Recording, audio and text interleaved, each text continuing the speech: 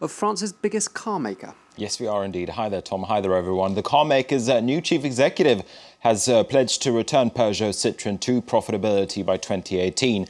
And as part of that turnaround plan, Carlos Tavares says the company will almost halve the number of models and its Citroën DS line will become a brand in its own right. But the stock markets seem to be giving the plan the thumbs down initially, at least, with Peugeot Citroën shares losing more than 6% at the start of the trading week. Kyle Brown has more.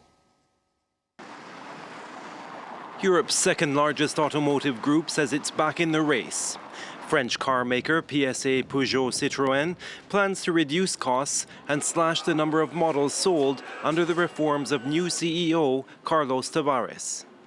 As you know, the recovery process is already underway, but there's still much to do, and the target of the Back in the Race plan is to allow the company to complete its recovery. Peugeot plans to reduce the number of models in its product portfolio from 45 to 26 by 2020, focusing on the most profitable cars. On Monday, the company pledged to develop new plug-in hybrids, four-wheel drive vehicles, and self-driving cars.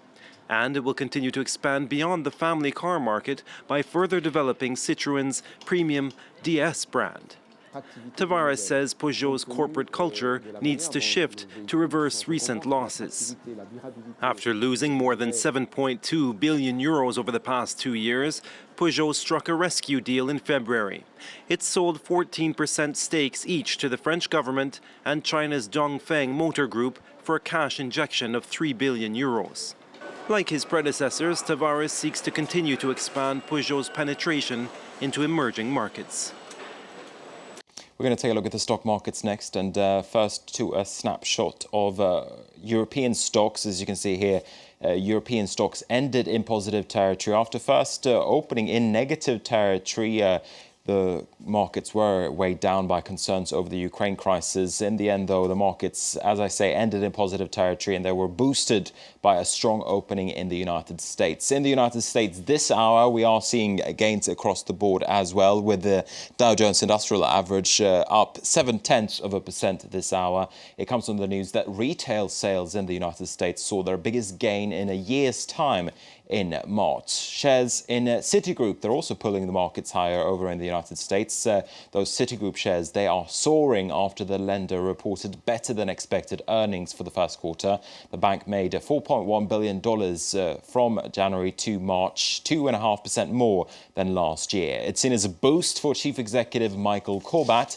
Citigroup admitted in February that a fraud scandal in Mexico would cost hundreds of millions of dollars, and in March, the American bank failed a Federal Reserve stress test. So it's been a little bit of a troublesome first quarter for Citigroup.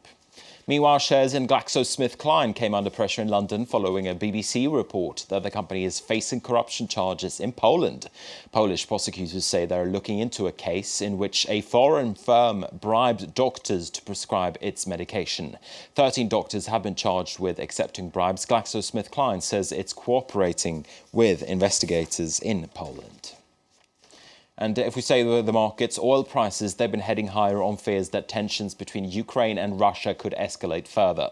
Ukraine is a major supply route for Russian supplies of natural gas to Europe, and the fear is that a tighter supply of gas will make demand for oil come up, and with that, prices.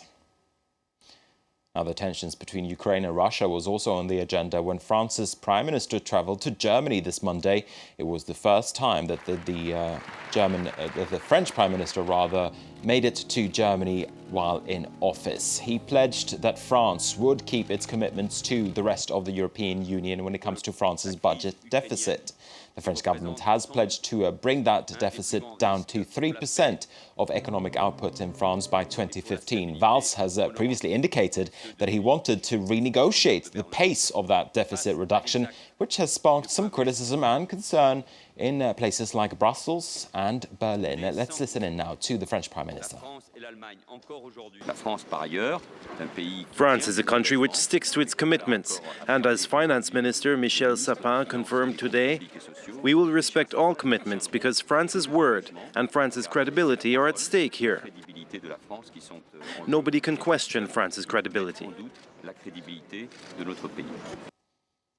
Okay, that is the business news for now. I'll be back again in the next hour with more headlines from the world of business. Back to you, Tom. Thank you very much indeed, Marcus. It's time now for Check of the